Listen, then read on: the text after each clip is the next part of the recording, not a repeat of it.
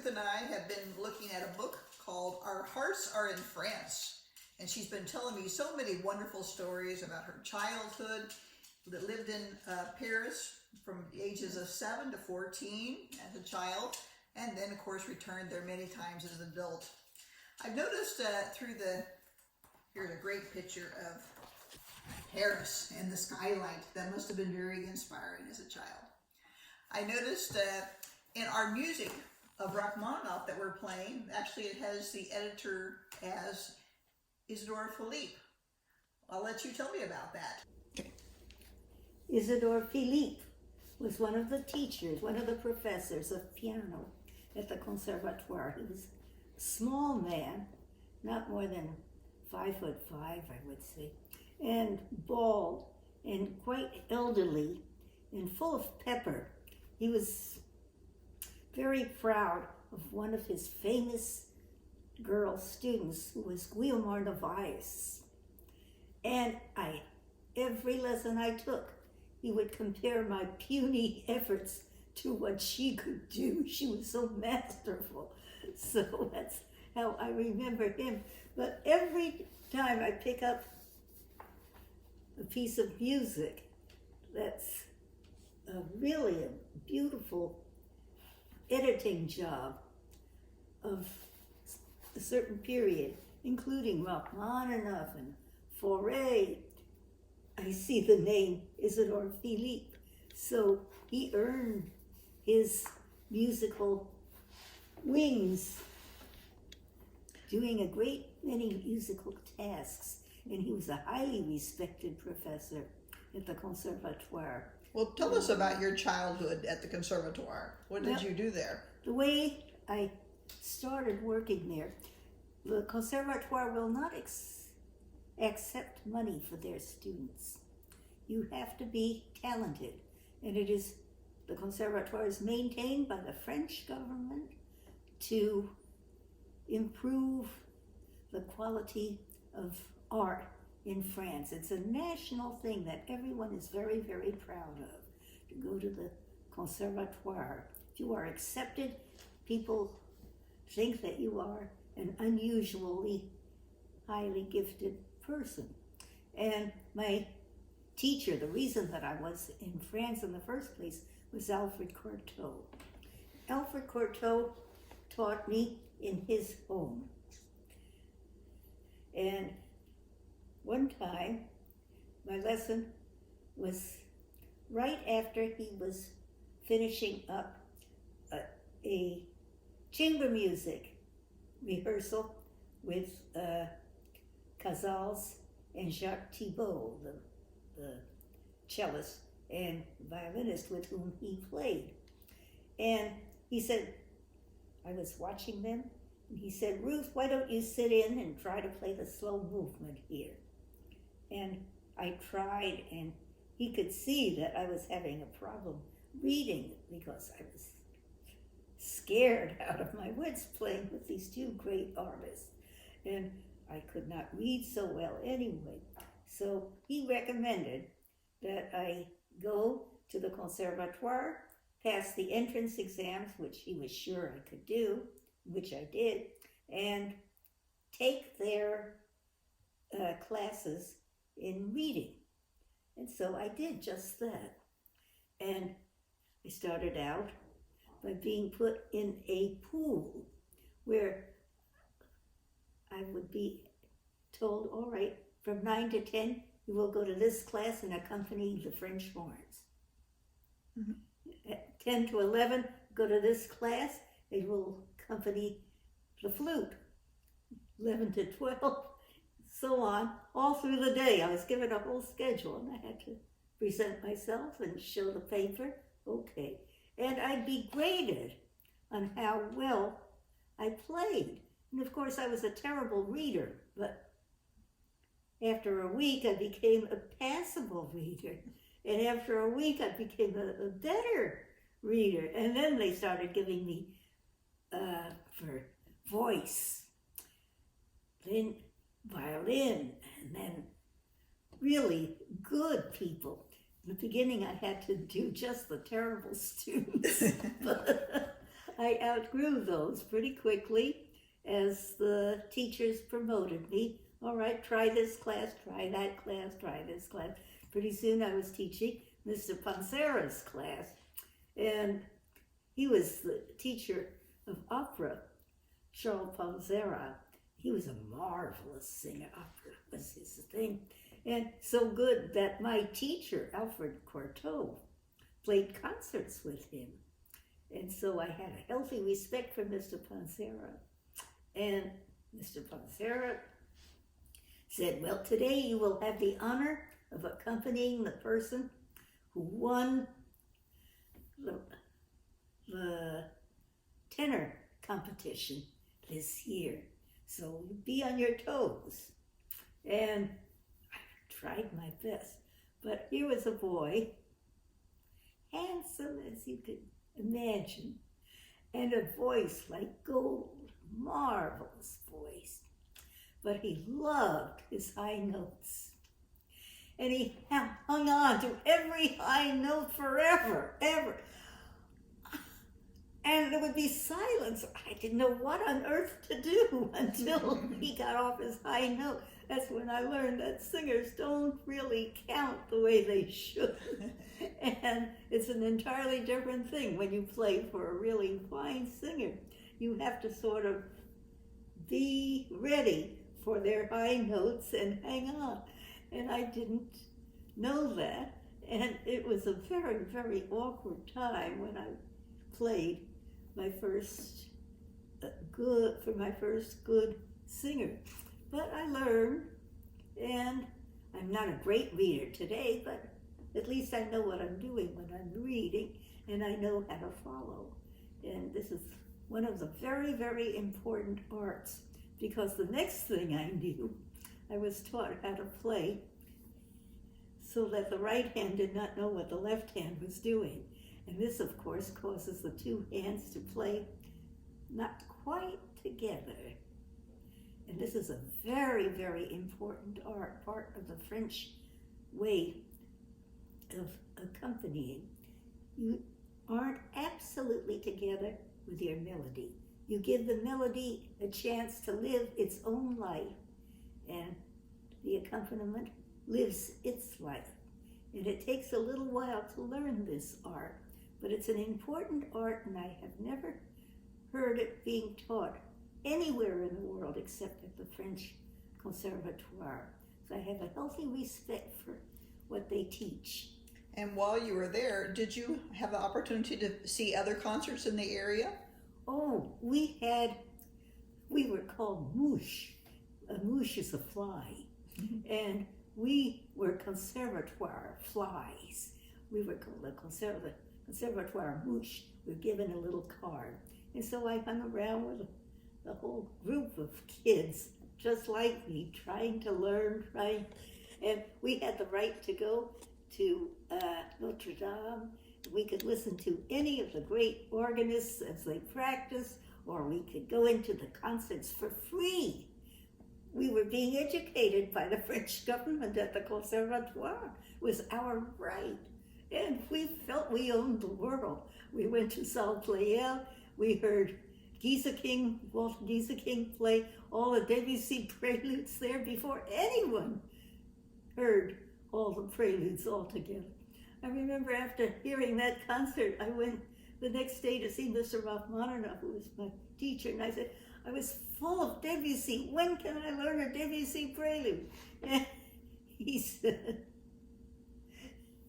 how many Beethoven sonatas do you know? Altogether, maybe 5, maybe 6, including the little Opus 49s. Well, after you know a dozen Beethoven sonatas, there's plenty of time for you to learn a new thing, like a Debussy prelude. To Rachmaninoff, Debussy was a brand new idea that hadn't taken hold yet. So most important was the Beethoven. Much more important for my growth was Beethoven. Was there a concert that really struck out in your mind besides the Debussy one? Did you hear orchestral concerts as well? Or? Oh, I went to all the Poulenc concerts because the Poulenc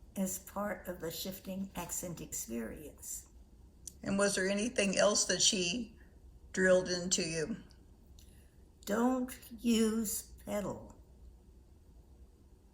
Even when you learn Debussy, do not use pedal until you have control of the composition with your hands alone.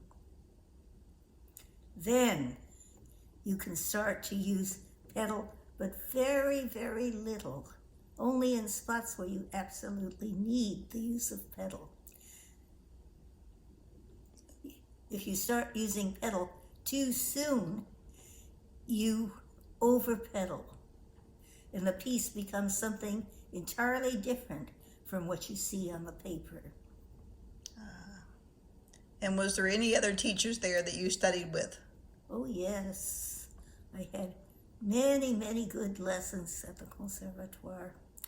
I had Vlado Perlmutter.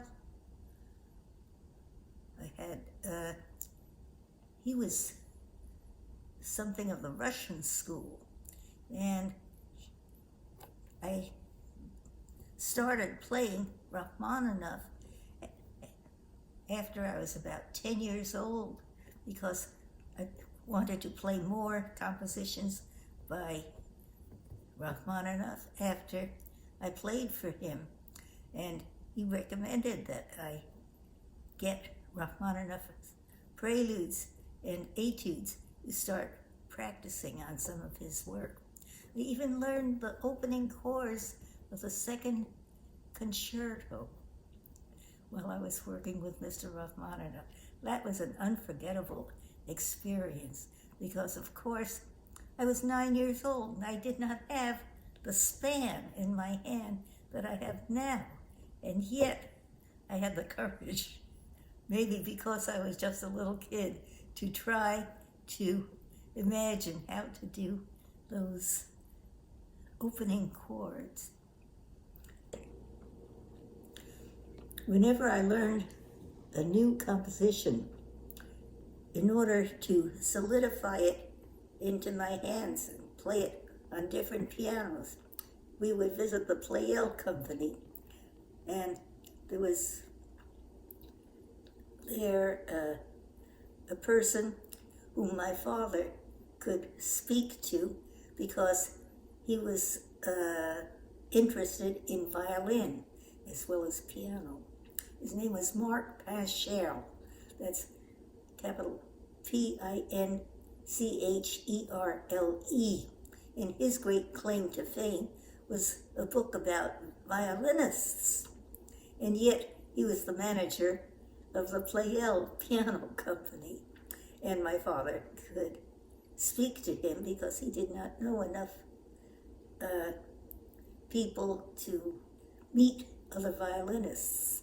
But with Mr. Pascherle, he could talk violin all he wanted. And so while he did this, I would wander into the big floor where they had many, many pianos lined up, all sizes and shapes.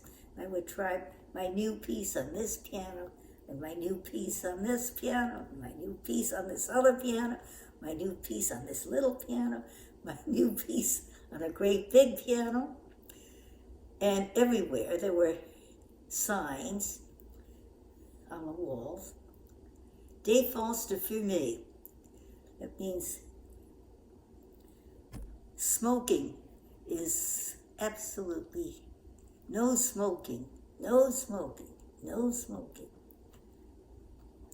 Well, while trying out my new pieces, one day I found another person doing what I thought was the same thing, except he was playing this piece and he had the music in front of him. And he had a partner who played on another piano, also with the music in front of him. But the original person with the music in front of him was smoking a cigarette, sort of looking at him. And then I came closer and I looked at the manuscript music, and saw that it was composition for 2 pianos with orchestra.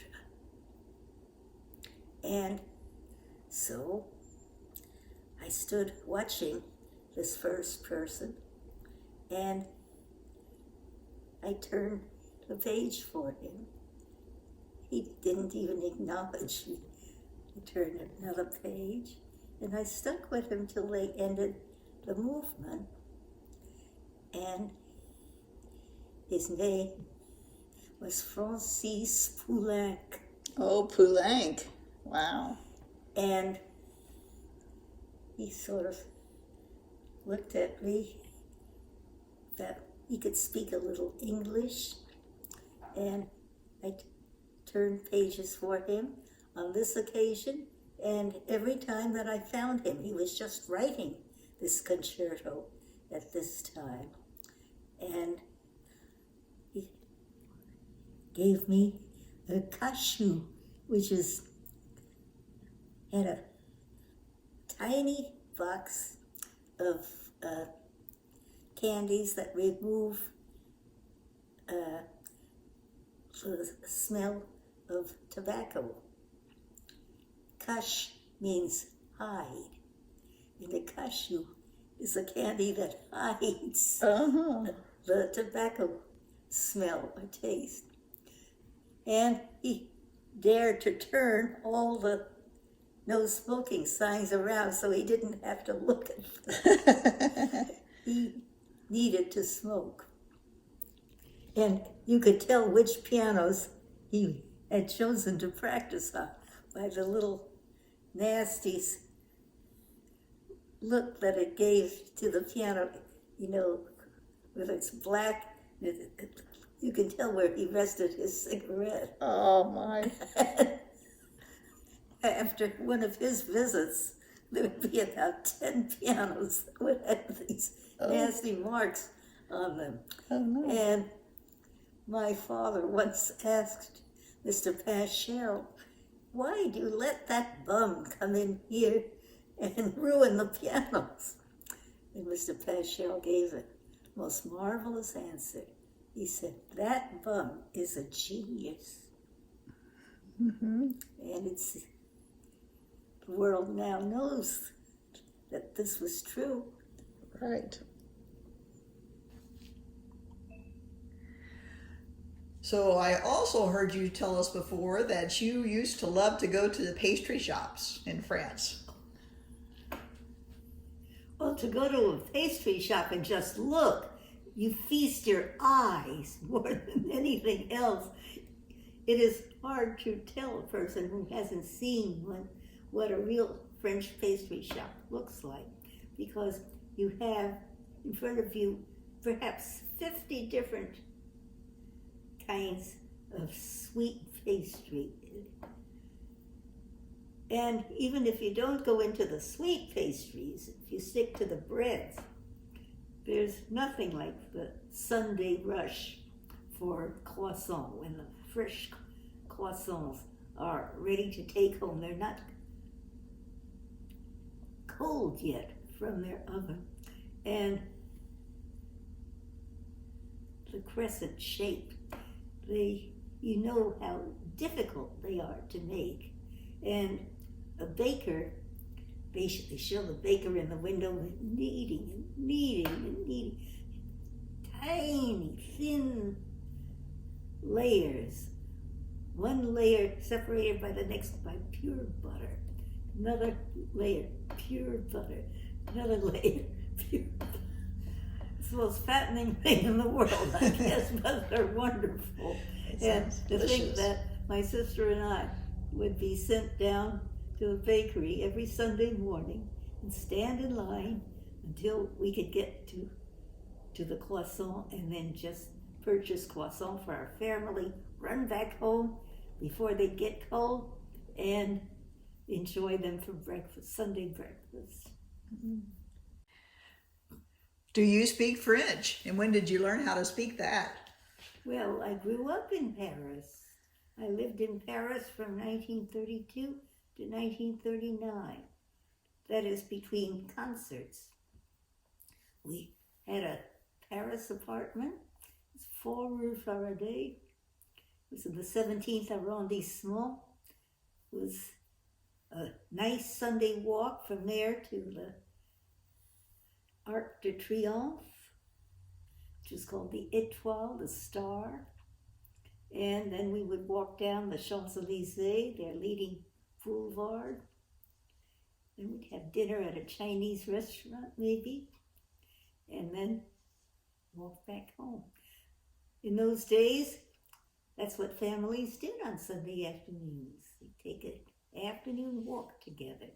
And my 2 sisters and I would kind of skip along, and we'd talk French, and my father and mother would follow us in the back, speaking English, maybe Polish. So French was your secret language then? Well, my sisters and I learned French in a hurry. Children learn French very quickly from other children and from speaking it and using it. And of course, we were very proud of being able to speak French. And we spoke French together just normally. If I saw my sister Helen or Gloria, it was easier for us to speak French, and our parents couldn't follow us because we could speak more quickly than they. Well, France sounds like a wonderful place, and I hope we can go together sometime. Let's Love go. to. At my age, I don't know if I can aspire, but I can think about it.